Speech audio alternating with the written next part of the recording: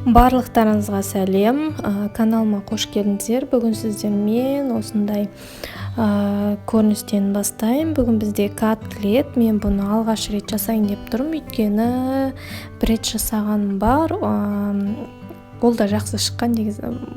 Одан кейін істемей кеттім котлет. Сондықтан алғаш рет деп айтып отырмын. Маған фарш ұнамайды магазиннен, сондықтан мен фаршты көп алмаймын магазиннен.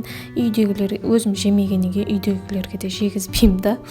Сонымен бұл жолы енді фаршты өзім тарттым үй жағдайында, сондықтан үйдегілерге котлет жасап бермекшімін. Өте дәмді, жақсы болып шыққан. Өйткені қорқып істедім, қалай болады екен, қандай болады екен деп. Сондықтан біраз интернеттерді ақтарып, өзіме ең қарапайым түрін алдым. Бұл жерде бізге 500 грамм фарш, бір пияз, и 1-2 кусок нан суға жібітілген, и бір жұмыртқа. Ешқандай соң кейін дәміне қарай тұз, бұрыш, ешқандай керемет қоспалардың ешқайсысы керек жоқ. Егер де үйлеріңізде болса, қоссаңыздар болады. Өздеріңіздің қалауларыңша, ал мен өзім өте қарапайым түрде жасаймын. Нан, үйдегі нан, өзім пісірген нан болатын. Одан кейін осындай тұз, бұрыш, қара бұрыш қостым, и бір жұмыртқа. Қолмен барлығын езіп, мінекей дайын күйін көрсетіп жатырмын. Ұзақ болғандықтан жартысын кесіп тастадым. Осындай дайын күйін көрсеткім келді. Одан кейін осылайнан кішігірім өзіме осындай ұнайтындай формада форма жасадым. Форманы сәл жалпақтау болуым керек екен деп отырмын. Енді ет піскен кезде қанша деймін тартылады, не қылады ғой. Сол піскен кезде сәл тартылып кішірек болып қалды. Маған сәл үлкендеу керек еді. Мейлі, бірінші жасағанға болады деп отырмын. Үйдегілердің барлығына ұнады, барлығы жақсы баға берді. Ендігіден бастап тек қана осындай қарапайым түрде жасайтын болам. Может, басқа да түрін жасайтын болам. Біреуінен көрдім, әйтеуір картошка, овощ барлығын қосып істеп жатыр. Маған ондай ұнамайды. Маған осындай өте қарапайым түрі ұнайды. Мінекей майды әбден қыздырып, соған қазір барлығын пісіріп майға қуырып алып айтпақшы. Одан кейін мен осы сковородкаға 30-35 минуттай суға бұқтырып алдым. Ортасы жақсы піссін деп, сенімді болу үшін.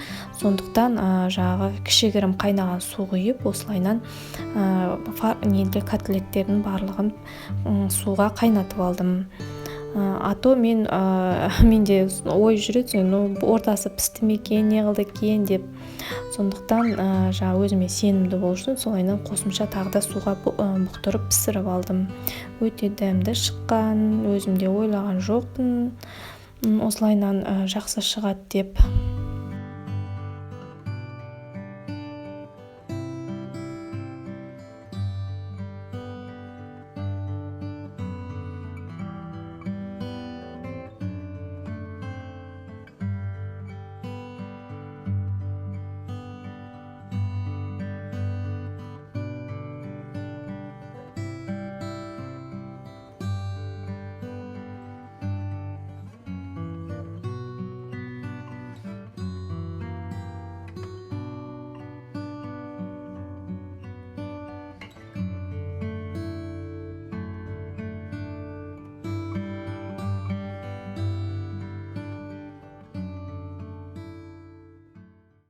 Холодильниктің бетін сүртетін болам. Мінекей мынандай шеттерін бәрі сатал бетін сүрткен болу керек. Қазір сіздерге көрсетем қалай бетін сүрткенін. Мінекей осылайынан бетін сүрткен, и осындай сатал болып қалған. Қазір осы саталды кетіреміз. Холодильниктің ішін жинастырдым бағана. Фазендадан сүт келді бүгіндікке. И айран келді. Айранға құятын ыдыс таппағаннан қайтадан осындай баклажкаға құйып қойдым. И мына жерде де сүт бар. И магазиннің сүті бар. Табанан андай неге пісірілген. Біразын жаңағы босаттым, әжептәуір бос болып қалды.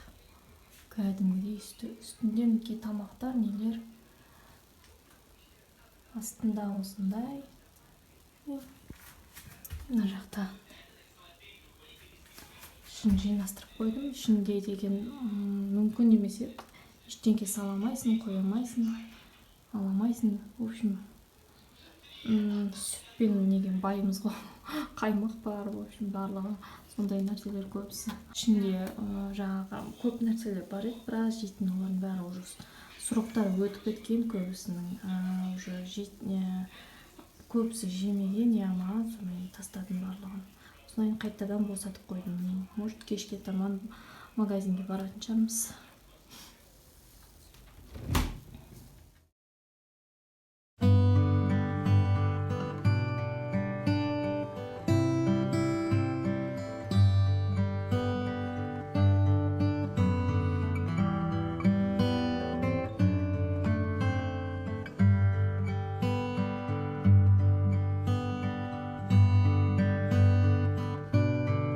Сүртіп алдым барлығын.